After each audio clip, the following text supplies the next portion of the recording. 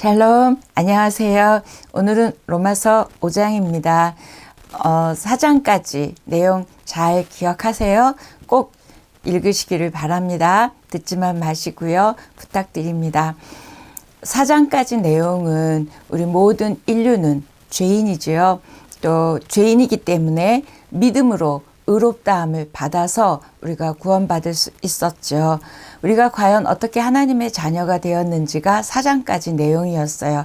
칭의, 의롭다함을 받았다. 이 법적인 용어거든요. 그러니까 우리가 의롭다고 선언이 되었습니다. 이제 5장부터는 그러면 죄인인 우리가 이렇게 하나님의 은혜로 하나님의 의를 믿음으로써 우리가 구원받았다면 이제 그 구원받은 자로 어떻게 우리가 살아야 될지 칭의함을 받은 우리는 과연 어떤 복을 누려야 되고 또 어떤 은혜를 누려야 하는지에 대한 말씀입니다. 참 좋아요. 5장 저는 참 좋고 8장 좋고 12장 좋고 좋은 장이 많은 것이 로마서고 또 어려운 것이 많은 로마서입니다. 전도를 할 때라든지 복음이라는 단어를 제가 이렇게 설명할 때 조금 여러분에게 드리고 싶은 단어는 지금 여기에서의 복음, 지금 여기에서의 생명을 생각하기보다는 항상 저기 천국에서의 복음, 저기 그러니까 사후죠. 사후의 복음, 사후의 생명을 생각하는 경우들이 많은 것 같아요. 그런데 복음과 생명이라는 단어는 사후 저기 복음이 아니라 지금 여기에서의 복음입니다.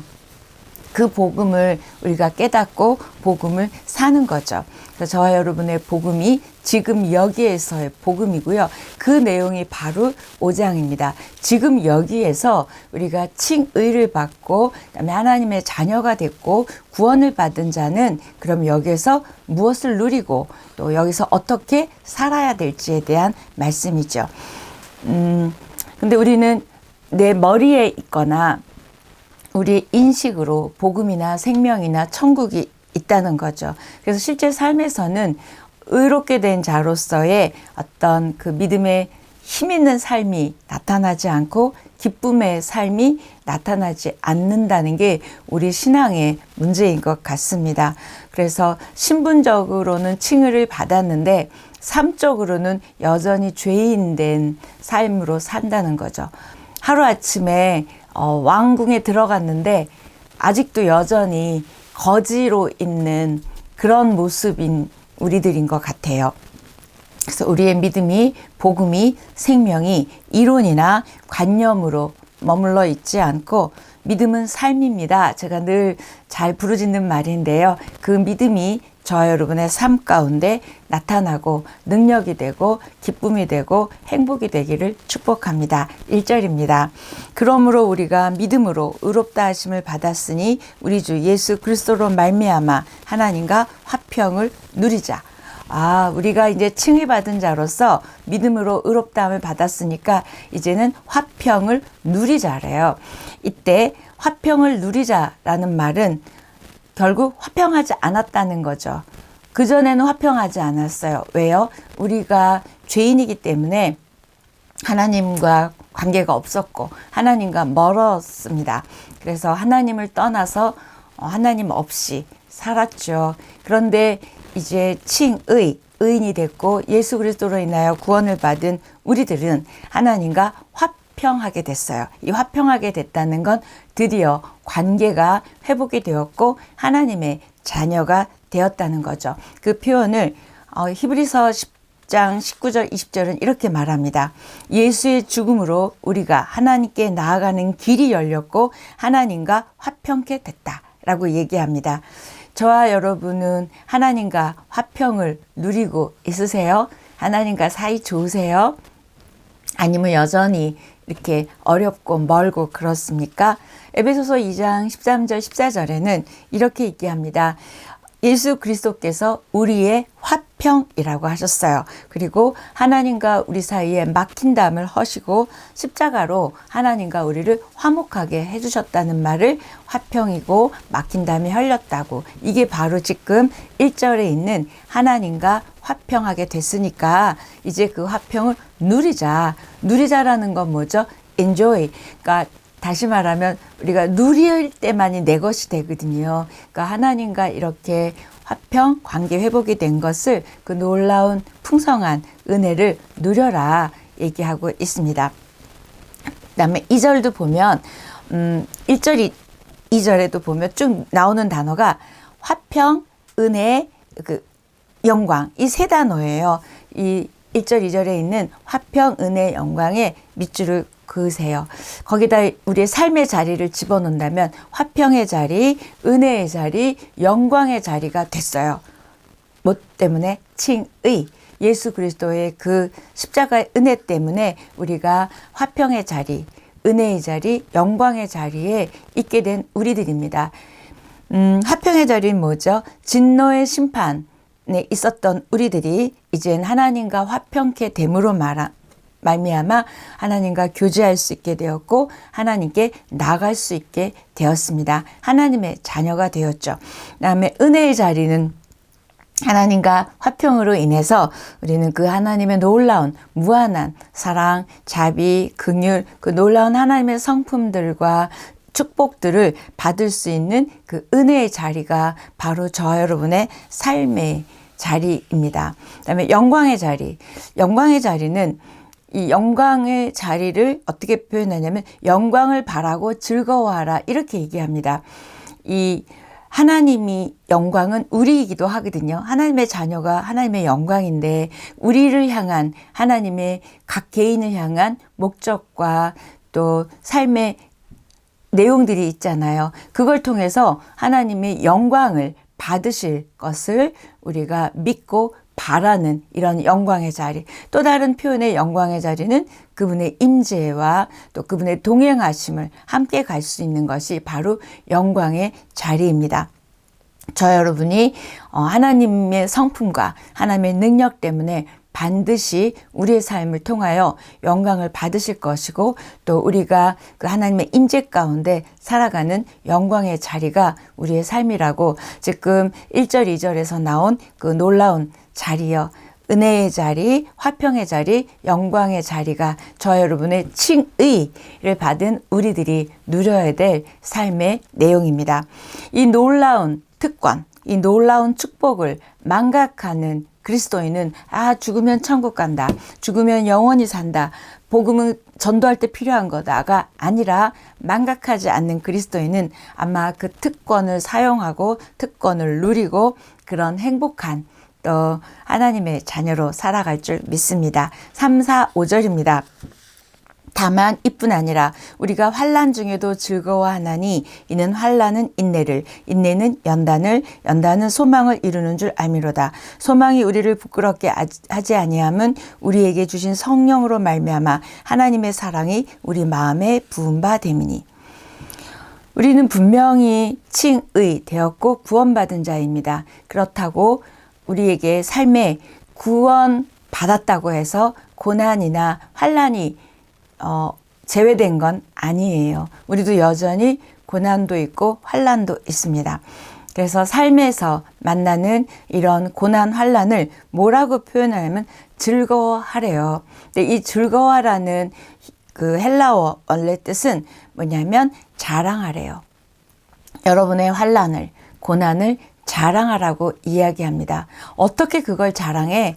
우리는 자랑할 수 없다고 생각하죠. 이 자랑하라고 하는 근거는 이 환난과 고난을 통해서 하나님이 우리 한 사람 한 사람을 믿음의 사람으로 더 성숙하게 온전하게 바꾸어 가실 것이고 또 이 환난의 자리를 통하여 우리를 더 하나님의 성품과 능력으로 우리를 더 나은 삶의 자리로 주실 것을 믿고 신뢰할 때 이 환난을 자랑할 수 있죠. 그래서 이 환난을 즐거워하라.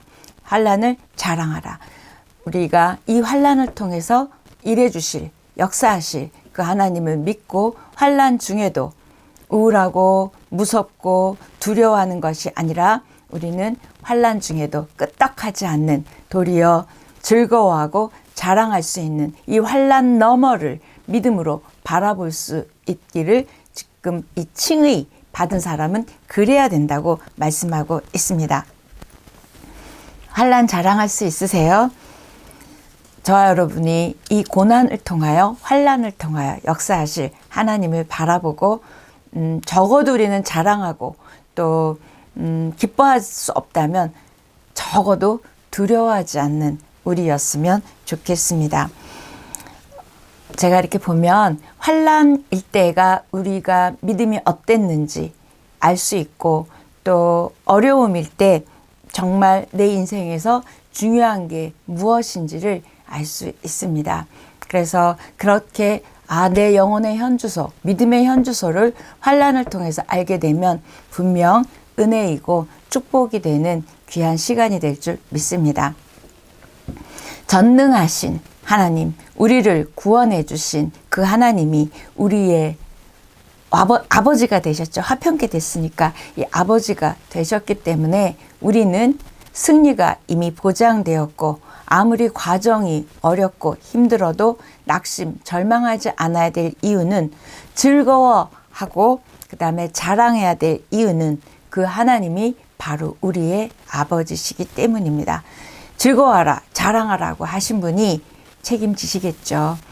어떤 책에서 읽었는데 외국인이 한국에 왔을 때 두 가지에 놀란대요. 한국에 교회 십자가가 너무 많은 거에 놀라고 두 번째는 그리스도인들이 너무 얼굴이 어두운 것에 놀란대요. 그래서 어떻게 한국의 그리스도인들은 이렇게 얼굴이 어둡냐 그랬을 때 그 대답한 목사님이 그렇게 대답했대요. 우리는 예수 그리스도의 십자가를 많이 묵상하기 때문입니다. 그랬더니 그 의아해 하면서 그렇게 질문했대요. 그분은 부활하셨다. 그분은 다시 살아나셨다. 왜 부활과 승리와 이런 건 묵상하지 않느냐. 이렇게 해서 자기가 굉장히 초라한 신앙이었다고 쓰여진 글을 봤습니다. 저 여러분이 정말 이런 우리가 칭의 구원함 받은 우리라면 화평을 누릴 뿐만 아니라 환난도 즐거워하고 자랑하는, 그래서 어떤 상황에서도 기뻐하고 승리를 확신하는 우리였으면 좋겠습니다. 3, 4, 5절 제가 읽어드리는 것 중에서도 세 가지 단어가 밑줄을 그어야 돼요. 인내, 연단, 소망입니다. 인내, 연단, 소망. 이 환난은 겪으면 우리는 인내가 생기죠. 견뎌야 되고 참지요. 근데 인내가 쌓이다 보면 또 뭐가 되죠? 연단이 됩니다. 단단해져요. 이렇게 좌지우지하지 않아요. 그래서 연단이라는 말은 흔들리지 않고 그 흔들리지 않음으로 인해서 하나님께 인정받는, 이게 바로 연단이죠. 그래서 인내, 연단을 이루어 갈 때 바로 우리는 뭘 할 수 있냐면 소망할 수 있다는 거예요. 그래서 어떤 환난도 또 어떤 어려움도 우리를 화평의 자리, 은혜의 자리, 영광의 자리에서 끌어내서도 안 되고 또 어떤 어려움 가운데서도 우리가 인내, 연단, 소망이라는 단어를 잊어버리면 안 된다는 거죠. 앞에 세 단어 꼭 기억하셨으면 좋겠습니다. 근데 거기 5절에 보면 성령으로 말미암아, 우리에게 주신 성령으로 말미암아래요. 우리 혼자 힘으로는 이렇게 할 수 없습니다. 그분이 그래서 우리에게 주신 성령이 있다고 이야기합니다. 성령으로 말미암아 우리가 이 세 단어 또 세 단어를 살아내고 이렇게 취하는 우리였으면 좋겠습니다. 그러면서 이렇게 얘기합니다. 이게 가능한 이유는, 왜 우리를 이렇게 성령으로 함께 하시냐면 하나님의 사랑이 우리 마음에 부음바 되었대요. 부음바 되었다, 완료형입니다. 한 번 부어졌지만 그 효과는 끝까지, 하나님 앞에 갈 때까지 끝까지라는 거예요. 사랑했다 말다가가 아니라 그 사랑이 부어졌는데 그 한 번 부어진 사랑은 끝까지 간다는 거죠. 저와 여러분에게 부어주신 하나님의 사랑은 이렇게 끝까지 흔들리지 않고 가는 사랑이죠. 우리를 향한 그 그리스도의 사랑이 어떠한 사랑인지 놀라고 감격하려면 어떤 상황일 때 우리를 사랑하셨는지에 대해서 로마서 6절, 8절, 10절에서 5장에서는 이렇게 얘기합니다. 여러분 잘 아시죠? 연약할 때, 그 다음에 죄인 되었을 때 이렇게 얘기합니다. 그래서 6절에 보면 우리가 아직 연약할 때 경건하지 않은 자를 위하여 죽으셨대요. 또 8절에는 우리가 아직 죄인 되었을 때 우리를 위해서 죽으심으로 그 자기의 사랑을 확증하셨대요. 이 로마서 5장 8절은 굉장히 중요한 요절이잖아요. 그다음에 10절에 보니까 우리가 원수 되었을 때 그분이 죽으심으로 말미암아, 이 6절, 8절, 10절 다 죽으심으로 말미암아 어떨 때? 연약할 때, 그다음에 죄인 되었을 때, 그다음에 원수 되었을 때 그분이 죽으심으로 말미암아 우리에게 그렇게 사랑하셨대요. 여러분은 정말 이럴 때 사랑할 수 있어요. 그래서 제가 연약할 때를 찾아봤더니요, 영적으로 무력할 때래요. 이 영적으로 무력할 때 우리의 스스로 힘으로 능력으로 아무것도 할 수 없을 때 무엇을 하나님이 요구하시는 그 믿음과 삶을 할 수 없을 때 우리를 사랑하셨대요. 그리고 경건하지 않은 자를 사랑하셨대요. 이 경건하지 않은 자라는 건 하나님을 떠나 있었다는 거죠. 이럴 때조차도 우리를 사랑했고 하나님의 어떠함을 거스르고 신뢰하지 않고 믿지 않을 때조차 하나님은 우리에게 사랑을 주셨고 하셨다는 표현입니다. 죄인 되었을 때 죄라는 단어는 원래 목적에서 목표물에서 빗나가다라는 뜻 하마르티아라는 단어가 죄니까 결국 죄인 되었을 땐 하나님의 목표를 빗나간 삶을 살고 있을 때조차 우리를 사랑하셨다고 말씀하고 있습니다. 더 나아가 원수 되었을 때조차도 우리를 사랑하심으로 인하여 우리에게 이렇게 칭의를 주셨다고 로마서 5장은 말하고 있습니다. 그 사랑을 확증하시기 위해서 그분의 아들 예수 그리스도를 죽이셨고 그 사랑으로 그 십자가 사건으로 말미암아 우리는 이렇게 의롭게 되었고 구원을 받은 자가 되었습니다. 그 사랑 받은 자로 여러분 그분을 사랑하시는지요? 맞습니다. 우리는 사랑한다고 말하죠. 그러나 사랑은 희생 대가를 치르지 않는 사랑은 입으로만 하는 사랑은 여러분 만족하세요? 사람과 사람끼리도 입으로만 하는 사랑은 우리는 좋아하지 않아요. 그렇다면 하나님을 향해서도 우리가 입으로만 사랑한다는 것이 아니라 희생, 헌신, 순종, 믿음, 대가를 치르는 많은 그런 하나님을 향한 사랑의 삶이 저와 여러분의 삶이 됐으면 좋겠고요. 또 더 나아가 그 사랑을 받은 자답게 우리가 나를 사랑하고 또 나를 사랑함으로 말미암아 또 다른 사람도 사랑할 수 있는 사랑의 사람이 되기를 축복합니다. 저와 여러분이 이 사랑이 그분께 받은 사랑, 내가 그분을 사랑하는 것이 동기가 되어서 우리의 삶을 살아간다면 아마 분명 다르게 살아갈 줄 믿습니다. 다르게 사랑하고 다르게 사랑받는 저와 여러분 되기를 축복합니다. 11절입니다. 그뿐 아니라 이제 우리로 화목하게 하신 우리 주 예수 그리스도로 말미암아 하나님 안에서 또한 즐거워하느니라. 구원으로 인해서 천국 가고 영생 얻고 저기 사후 복음이 아니라고 아까 처음에 말씀드린 것처럼 이제 이 땅에서 현재적인 축복인 하나님과 화목하게 살고 환난 중에도 즐거워할 수 있고 즐거움, 희망, 기쁨, 감사, 사랑 이걸 살아가는 거죠. 그래서 하나님 안에서 즐거워하라고 11절은 말씀하고 있습니다. 그 감격, 그 감사가 있다면 분명히 우리는 미래의 구원, 저기 복음이 아니라 지금 오늘 여기 복음, 그다음에 현재적 복음과 현재적 삶의 축복을 누리는 저와 여러분 될 줄 믿습니다. 12절입니다.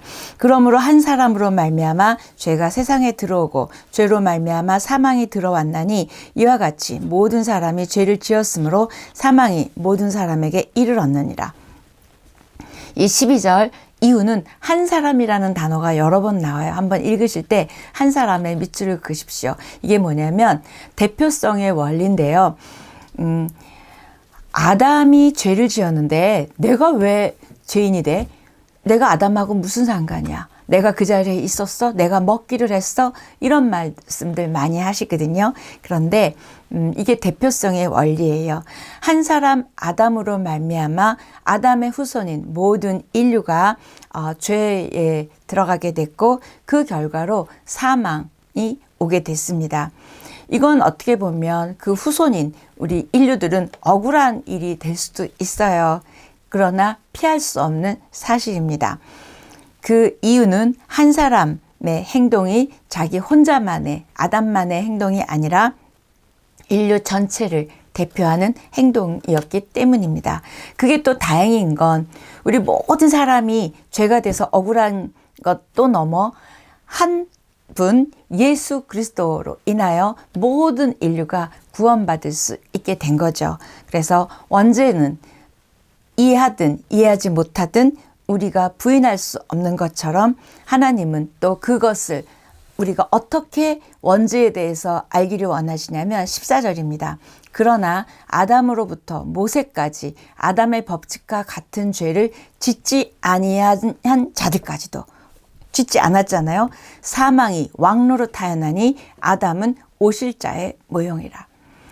우리 안 했어요. 그런데도 너희가 사망이 왕노릇했다고 받아들여라 얘기하고 있습니다. 그래서 인류를 대표하는 아담이 범죄함으로 우리에게 그 죄가 전가되었죠. 이걸 원죄라고 하잖아요. 이 원죄의 유전성으로 인하여 모든 사람이 죽게 된 것입니다.